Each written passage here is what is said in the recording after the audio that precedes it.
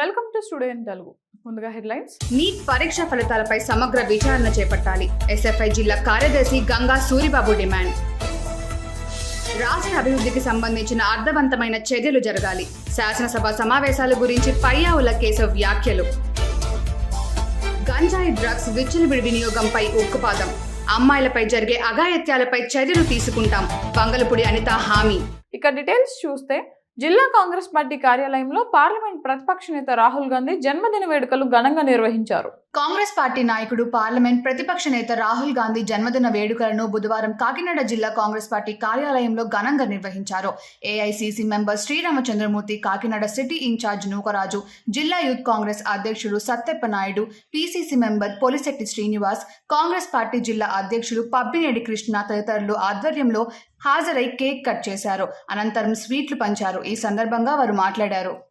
54వ పుట్టినరోజు జరుపుకుంటున్నటువంటి శ్రీ రాహుల్ గాంధీ గారికి నా హృదయపూర్వక కృతజ్ఞతలు.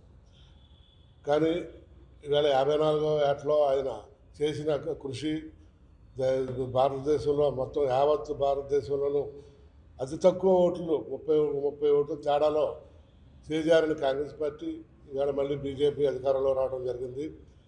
అది మన అందరి విజయంగా భావించాలి. రాహుల్ గాంధీ గారు మళ్ళీ భారతదేశ ప్రధాని అయ్యే వరకు కాంగ్రెస్ పార్టీలో ప్రతి ఒక్క కార్యకర్త కృషి చేయాలని కోరుకుంటూ మనం రాహుల్ గాంధీ గారు అఖండ విజయం వచ్చేలాగా మనం చూడాలి. రేపు నెక్స్ట్ వచ్చేటప్పుడు స్థానిక సంస్థలు ఇవన్నీ కూడా మనం బలోపేతం చేసుకుని కాంగ్రెస్ పార్టీ బలపరచాలని కోరుకుంటున్నాం. అఖిల భారత కాంగ్రెస్ పార్టీ నాయకులు, ఇండియా కూటమి రథసారథి రాహుల్ గాంధీ గారు 54వ జన్మదిన జరుపుకుంటున్నందుకు మేము శుభాకాంక్షలు తెలియజేసుకుంటున్నాం.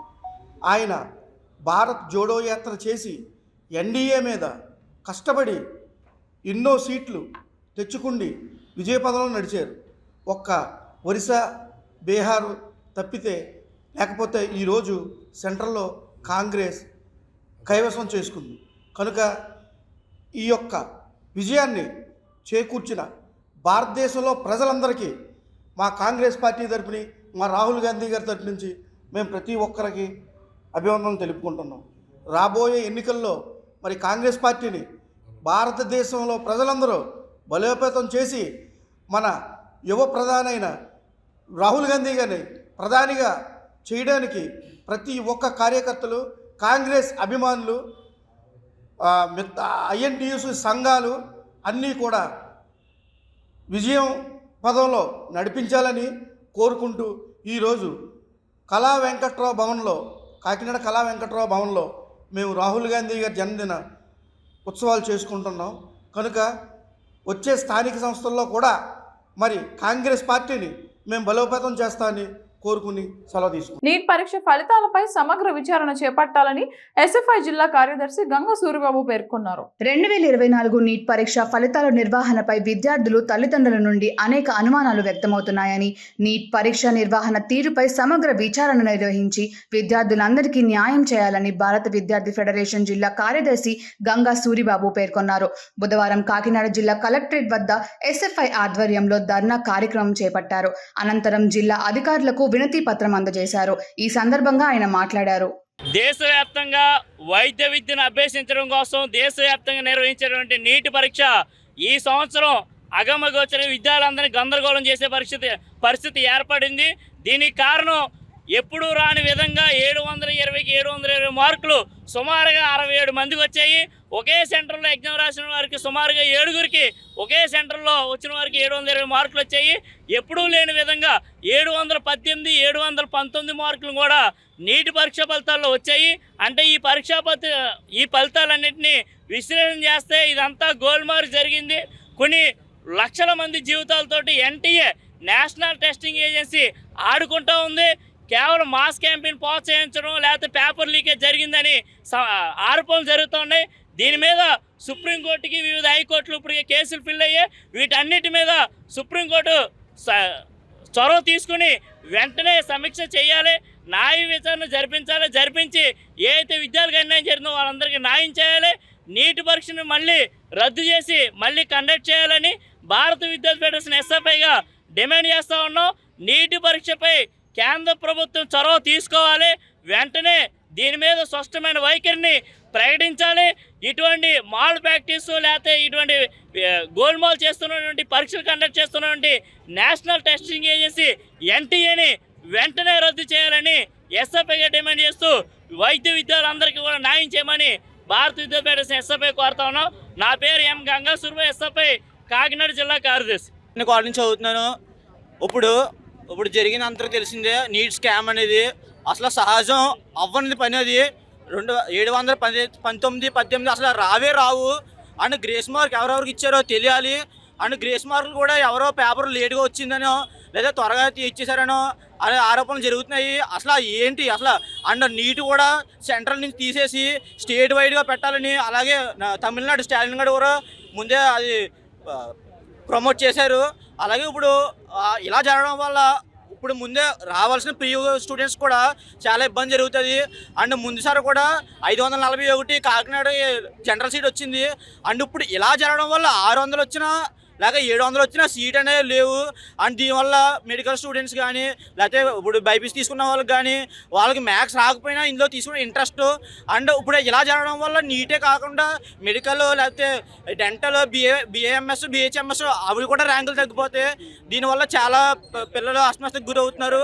అండ్ మాకు మాత్రం ఇలా నేషనల్ టెస్టింగ్ ఏజెన్సీ నుంచి డెఫినెట్గా మాకు రెస్పాన్స్ కావాలని కాకినాడ నుంచి పిల్లలందరూ కోరుతున్నారు. సత్తెనపల్లి నియోజకవర్గం దూలిపాల గ్రామంలోని జనసేన పార్టీ కార్యాలయంలో సంబరాలు నిర్వహించారు. జనసేన పార్టీ అధినేత కొణిదెల పవన్ కళ్యాణ్ ఉప ముఖ్యమంత్రిగా బాధ్యతలు స్వీకరించిన సందర్భంగా పవన్ కళ్యాణ్ చిత్రపటానికి పాలాభిషేకం చేశారు. మిఠాయిలు పంచుతూ బాణసంచ కాలుస్తూ తమ ఆనందాన్ని వ్యక్తం చేస్తున్న జనసేన పార్టీ రూరల్ నాయకులు.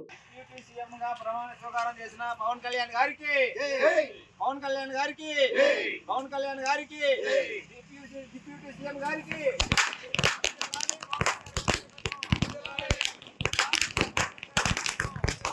కాకినాడ సంజీవ్ నగర్ వద్ద నివాసుల మధ్య డంపింగ్ యార్డ్ ఉండడం వలన తీవ్ర ఇబ్బందులు పడుతున్నారని కాకినాడ సిటీ ఎమ్మెల్యే వనమాడి కొండబాబు పేర్కొన్నారు. NFCL లో 20 ఎకరాల్లో డంపింగ్ యార్డ్ ఏర్పాటు చేసే విధంగా గతంలోనే ప్రతిపాదనలు సిద్ధం చేయడం జరిగిందని కాకినాడ సిటీ ఎమ్మెల్యే వనమాడి కొండబాబు పేర్కొన్నారు. కాకినాడ సంజీవ్ నగర్ లో నివాసాల మధ్య కార్పొరేషన్ ఏర్పాటు చేసిన డంపింగ్ యార్డ్ ను ఆయన పరిశీలించారు. ఈ సందర్భంగా 2014 తను ఎమ్మెల్యే ఉన్నప్పుడు NFCL లో 20 ఎకరాల్లో డంపింగ్ యార్డ్ ఏర్పాటు చేసే విధంగా ప్రతిపాదన సిద్ధం చేయడం జరిగిందన్నారు. వైసీపీ ప్రభుత్వం అధికారంలోకి వచ్చిన తర్వాత ఆ ప్రతిపాదనను పట్టించుకోలేదన్నారు. అదేవిధంగా సర్పవరం నుండి పోర్ట్ రైల్వే స్టేషన్ వెళ్లే రోడ్డు మార్గం కోసం 8 కోట్ల రూపాయలు నిధులు కేటాయించడం జరిగిందన్నారు. ఈరోజు మనం ఉన్న ఈ డంపింగ్ యార్డ్ ప్రాంతం కాకినాడ నగరానికి, ఈ డంపింగ్ యార్డ్ ఎలా ఉన్నప్పుడు కూడా మా ప్రభుత్వం ఉన్నప్పుడు ఆ రోజున ఈ రహదారి కంటిన్యూ ఉండేది. ఇటు లారీలు వెళ్ళిపోయి ఇటు పోర్ట్కి వెళ్ళేవారు, అదేవిధంగా జగన్నాథపురం వెళ్ళిపోయారు. ఎప్పుడు ఆటంకాలు లేవు. డంపింగ్ యార్డ్ మా టైంలో కూడా ఉంది. ఇది అలాగున్నప్పుడు కూడా ఈ రహదారి ఎప్పుడు ముగిలే. అలాంటిది వైఎస్ఆర్ ప్రభుత్వం వచ్చిన తర్వాత, దూరంపూడి చంద్రశేఖర్ రెడ్డి వచ్చిన తర్వాత ఈ ప్రాంతంలో రోడ్డు మొత్తం మూసేస్తారు. డంపింగ్ యార్డ్ మూసేసిన తర్వాత ఇక్కడ ప్రాంత ప్రజలు అనేక సందర్భాల్లో ఆయన కంప్లైంట్ చేస్తారు.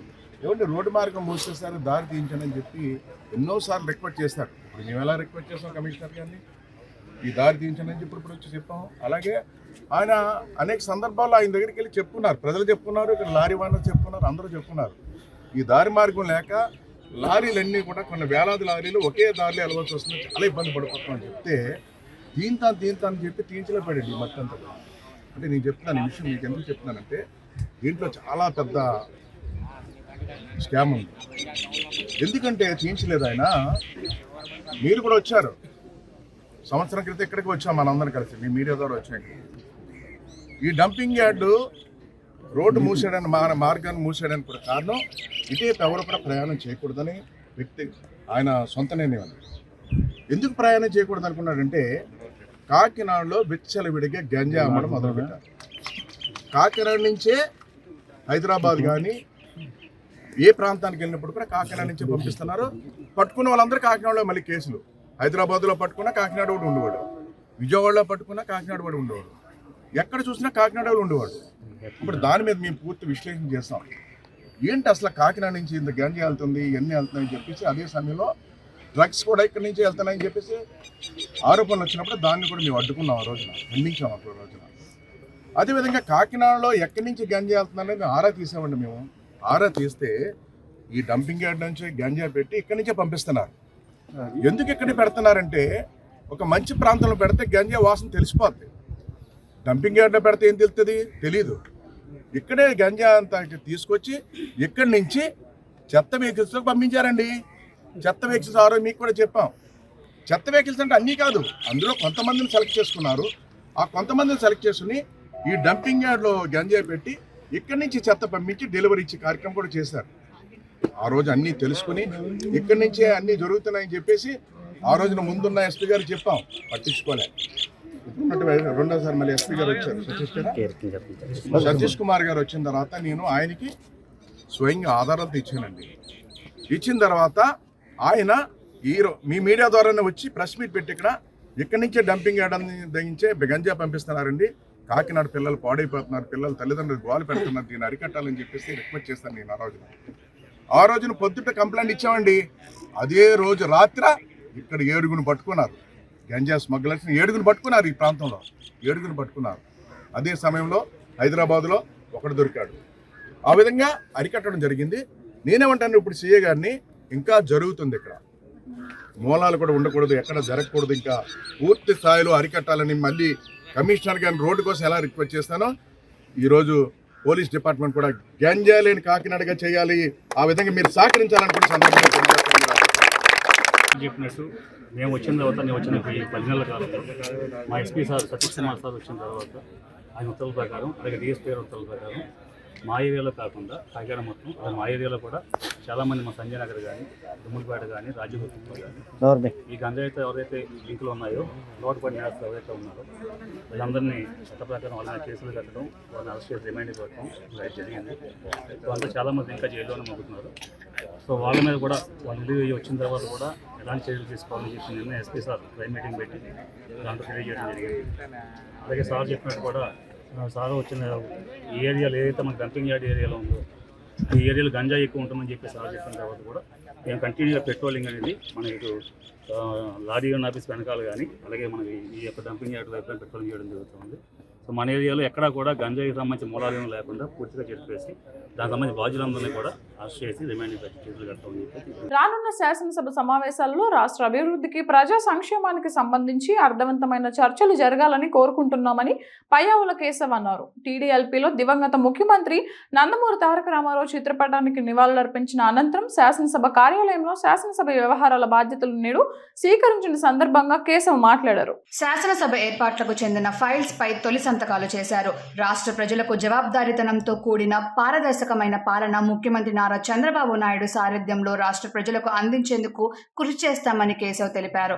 శాసనసభ కార్యదర్శి శ్రీ పిపికే రామాచార్యులు, సంయుక్త కార్యదర్శి విజయరాజు, ఉప కార్యదర్శి కె రాజ్ కుమార్, ఇతర అధికారులు, సిబ్బంది, పిఏఓ శ్రీమతి కె పద్మజ, స్టేట్ ఆడిట్ అధికారులు తదితరులు పయ్యావుల కేశవ్ కు అభినందనలు తెలియజేశారు. మంగళగిరి ఎయిమ్స్ హాస్పిటల్లో ఆంధ్రప్రదేశ్ ప్రభుత్వం సికిల్ సెల్ ఎనీమియా నిర్మూలన సెమినార్ను నిర్వహించారు. రాబోయే 3 సంవత్సరాల్లో రాష్ట్రంలో పూర్తిగా ఎనీమియా వ్యాధి లేకుండా చర్యలు తీసుకొని దానిలో మొదటి దిశ డీసీగా మొదటి అడుగు పడిందని ఐఏఎస్ కాంతిలాల్ దండే తెలిపారు. ఇప్పటికే రాష్ట్రంలో ఉన్న 30 లక్షల మంది గిరిజనులను ఎంపిక చేసి వారిలో 20 లక్షల పైబడి వయసు ఎక్కువగా ఉన్న ట్రైబల్స్ ను ఈ వ్యాధి బారి నుండి రక్షించడానికి దశల వారీగా స్క్రీనింగ్ పరీక్షలు చేయటం జరుగుతుందని, స్క్రీనింగ్ చేసిన అనంతరం వారికి గుర్తింపు కార్డు ఇచ్చి అన్ని విధాల వారి ఆరోగ్య పరిరక్షణపై రాష్ట్ర ప్రభుత్వం శ్రద్ధ వహిస్తుందని తెలిపారు.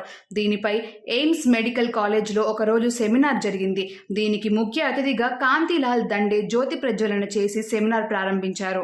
ఈరోజు సికిల్ సెల్ డే అబ్జర్వ్ చేస్తూ దానిలో భాగంగా ఎయిమ్స్ మంగళగిరిలో మినిస్ట్రీ ఆఫ్ ట్రైబల్ అఫైర్స్ అలాగే డిపార్ట్మెంట్ ఆఫ్ హెల్త్ తరఫున ఈ ప్రోగ్రామ్ని ఆర్గనైజ్ చేయడం జరిగింది.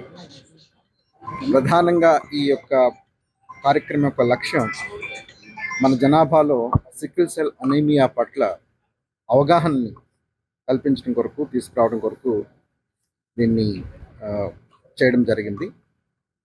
మన రాష్ట్రంలో ఉన్న 30 లక్షల పైసలకు ట్రైబల్ పాపులేషన్లో వయసు కలిగిన ప్రతి ట్రైబ్ని కూడా దాదాపు 20 లక్షల మంది ట్రైబల్ పాపులేషన్ని మనం గుర్తించి వారిని 3 సంవత్సరాలలో ఆ ఎంటైర్ టార్గెటెడ్ పాపులేషన్ని స్క్రీన్ చేయాలి అన్న దృక్పథంతో మొదటి సంవత్సరం నిర్ణయించబడిన టార్గెట్ని పూర్తి చేయడం జరిగింది. దాదాపు 5.5 లక్షల జనాభాని మనం ఈ టార్గెటెడ్ పాపులేషన్లో నుంచి స్క్రీన్ చేయడం జరిగింది. అలాగే మిగిలిన పాపులేషన్ కూడా వచ్చే 2 సంవత్సరాల్లో స్క్రీన్ చేయడం జరుగుతుంది, పూర్తి చేయడం జరుగుతుంది. ఈ స్క్రీన్ చేసిన మీదట ఎవరైతే వ్యక్తులు ఈ వ్యాధి కలిగి ఉన్నారో లేక క్యారియర్స్గా గుర్తింపబడ్డారో ప్రతి వారికి కూడా కార్డును ఒకటి ఇవ్వడం జరిగింది. ఈ కార్డ్ వారికి టెస్ట్ చేసిన తర్వాత ఇవ్వడం జరుగుతుంది. ఈ కార్డ్ బట్టి అంటే ఈ సికిల్ సెల్ అనీమియా అనే డిసీజ్ రెసెసివ్ జీన్ ద్వారా వస్తుంది. ఈ రెసెసివ్ జీన్ ఎక్స్ప్రెషన్ మరలా అదే విధమైన పాపులేషన్తో తీసుకుంటే ఇంకా తప్పకుండా ఆ వ్యాధి వచ్చే పరిస్థితి ఉంటుంది. కాబట్టి సో ఇలాంటి కారకులు అంటే వాహకులు ఎవరైతే ఉన్నారో వారి ఇరువురు వివాహం చేసుకోకూడదని, అలాగా ఈ కార్డు నుంచి కొంత సమాచారం జనాభాకు కూడా ఇవ్వడం జరుగుతూ ఉంది. అలాగే ఈ department of tribal affairs especially ఈ ట్రైబల్ పాపులేషన్లో అవగాహన కల్పించడానికి గాను డిఫరెంట్ మోడ్యూల్స్ కల్పించడం ప్రయత్నం చేస్తున్నాం.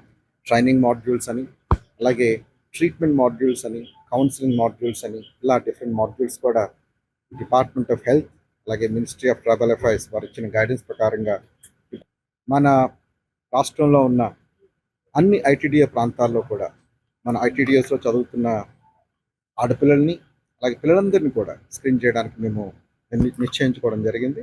సో ప్రతి ఒక్కరు కూడా ట్రైబల్ ఎందుకంటే ఈ డిసీజ్ ట్రైబల్స్లో కాస్త ఎక్కువగా కనిపించడానికి అవకాశం ఉంది కాబట్టి వారి ముందు అవగాహన కల్పించి వారికి కౌన్సిలింగ్ సెషన్స్ ఏర్పాటు చేయడానికి మేము ప్రయత్నం చేస్తున్నాం.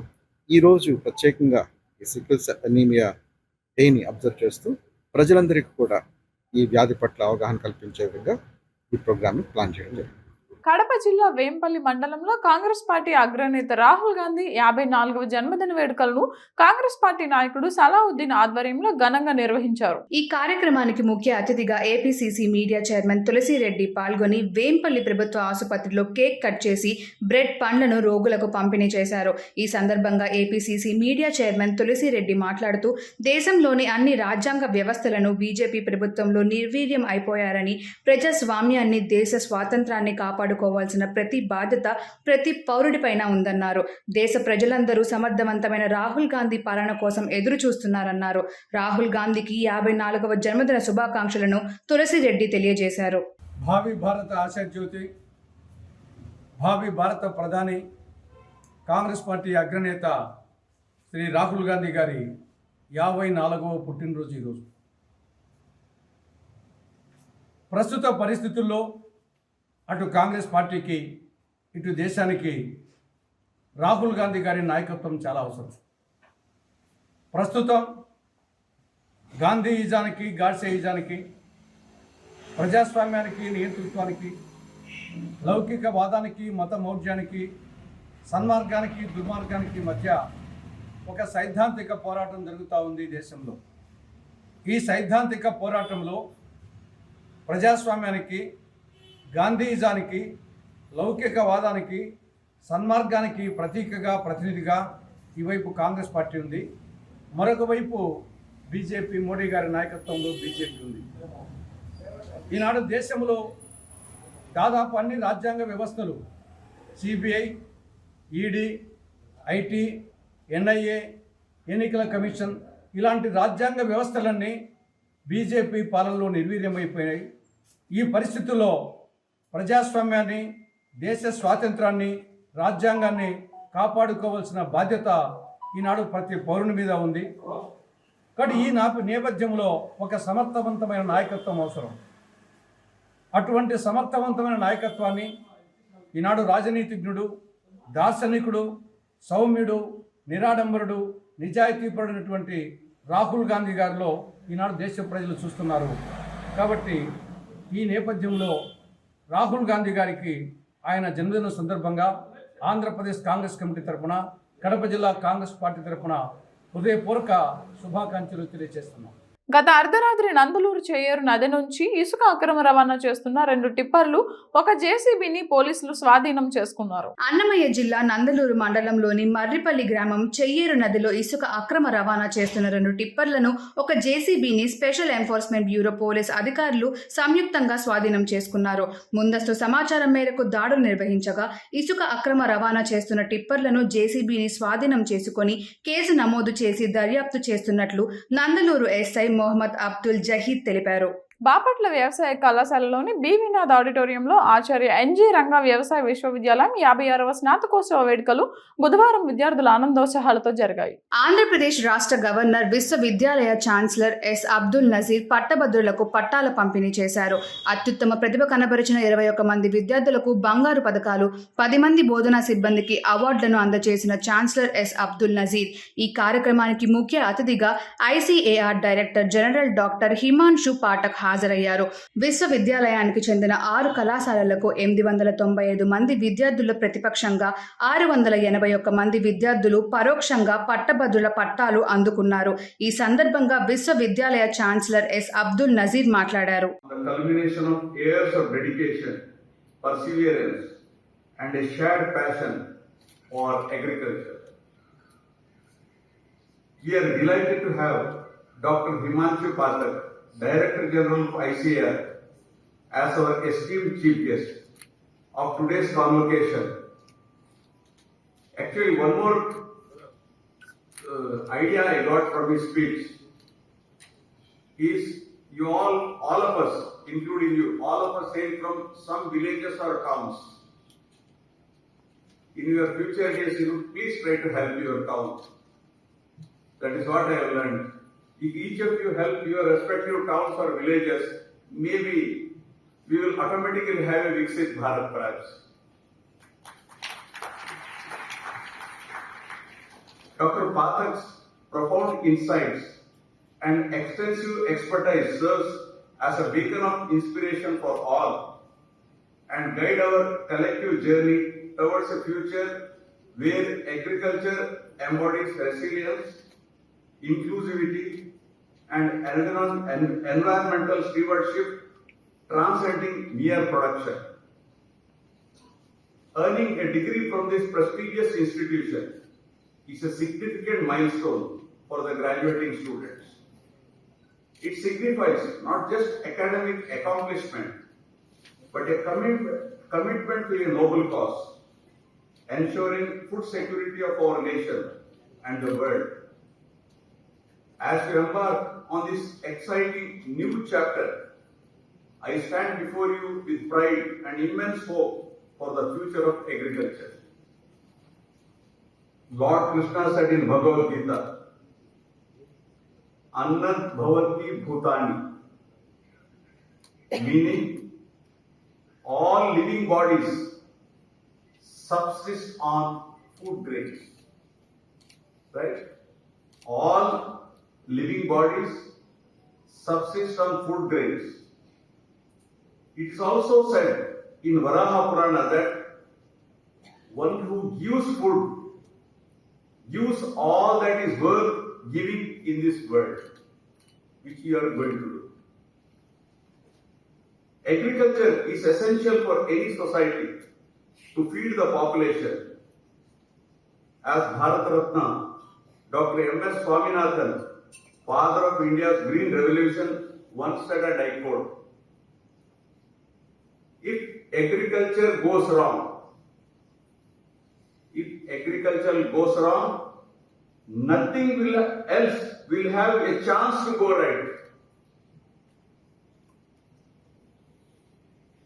I unquote. Agriculture plays a vital role in the growth of economy and development of any country. India is a global agricultural powerhouse and it is the world's largest producer of milk, pulses and spices and has the world's largest cattle herd as well as the largest area under wheat, rice and cotton. It is the second largest producer of rice, wheat, cotton, sugarcane, fish, sheep and goat meat, fruit, vegetables and tea, agriculture continues to play a key role in India's overall development and welfare of the rural population. The world we live in is undergoing a period of unprecedented change.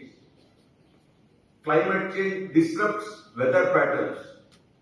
Population growth puts pressure on resources, and geopolitical tensions threaten global food security.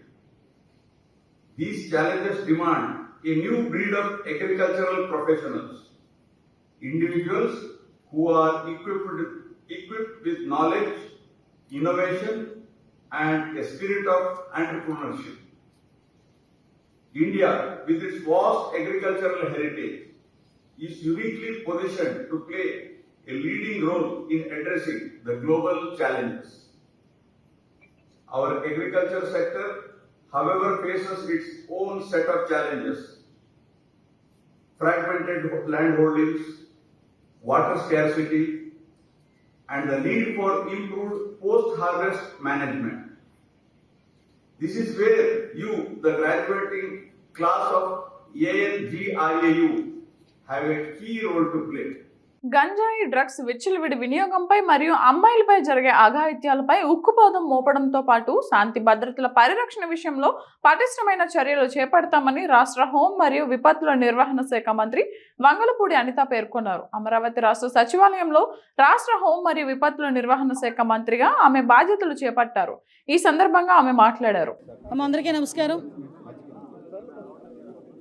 Andhra Pradesh రాష్ట్ర ప్రజల దయ వల్ల, ముఖ్యంగా పాయకరావుపేట నియోజకవర్గ ప్రజల ఆశీస్సులతో, చంద్రబాబు నాయుడు గారి ఆశీస్సులతో, లోకేష్ బాబు గారి తాలూకా మాకు కృషితో ఈరోజు ఆంధ్రప్రదేశ్ రాష్ట్ర హోమ్ మినిస్టర్గా బాధ్యతలు తీసుకోవడం జరిగింది. ఈరోజు అందరికీ కూడా, మా అందరికీ కూడా గుర్తుండిపోయే రోజు. ఎందుకంటే ఎన్నో స్ట్రగుల్స్ ఫేస్ చేసి ఈరోజు అధికారంలోకి వచ్చిన తర్వాత కూడా సామాన్య మధ్యతరగతి కుటుంబానికి సంబంధించిన నేను, ఒక సామాన్య టీచర్ని, హోమ్ మినిస్టర్గా చేసిన చంద్రబాబు నాయుడు గారికి, లోకేష్ గారికి, పవన్ కళ్యాణ్ గారికి, ఎన్డీఏ లీడర్స్ అందరికీ కూడా, ముఖ్యంగా నా పాయకరావుపేట నియోజకవర్గ ప్రజలందరికీ కూడా పేరు పేరున ధన్యవాదాలు, నమస్కారాలు తెలియజేసుకుంటున్నా. ఏదైతే చంద్రబాబు నాయుడు గారు మా మీద పెట్టిన ఈ గురుతర బాధ్యతని సమర్థవంతంగా నిర్వహిస్తామని, దానికి ప్రతి ఒక్కరు కూడా సహాయ సహకారాలు అందించాలని నేను మనస్ఫూర్తిగా కోరుకుంటున్నా. ఏదైతే లాస్ట్ 5 yearsలో లా అండ్ ఆర్డర్ విషయంలో చాలా ఇబ్బందికరమైన పరిస్థితులు ప్రజలందరూ ఎదుర్కొన్నారు.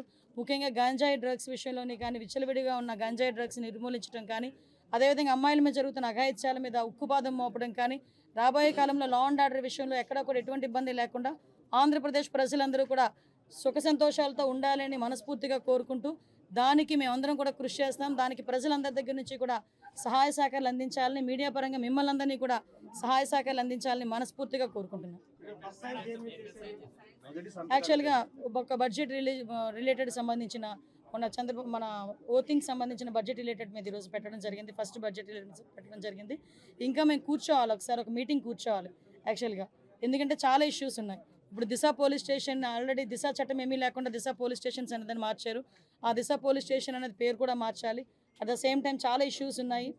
పోలీస్ డిపార్ట్మెంట్ వాళ్ళు చాలా ఇబ్బందులు వాళ్ళు ఎదుర్కొంటున్నారు. డిపార్ట్మెంట్ వైజ్గా ఇబ్బందులు చాలా ఉన్నాయి వాళ్ళకి కూడా. ఈవెన్ ఇప్పటికీ కూడా కొన్ని పోలీస్ స్టేషన్లోని మినిమం ఎమ్యూనిటీస్ లేకుండా వాళ్ళు ఇబ్బందులు పడే పరిస్థితి కనిపిస్తూ ఉంది. అలాంటి విషయంలోని కానీ రాబోయే సిచ్యువేషన్స్లో ఇప్పుడు గాంజా డ్రగ్స్ విషయంలో ఏదైతే ఇనిషియేషన్ తీసుకున్నామో దాని మీద కూడా ఒక టాస్క్ ఫోర్స్ ఏర్పాటు చేసుకొని దాన్ని కూడా ముందుకు తీసుకెళ్లే కార్యక్రమంలో రేపు ఫర్దర్గా మేము కూడా ముందుకెళ్తాం.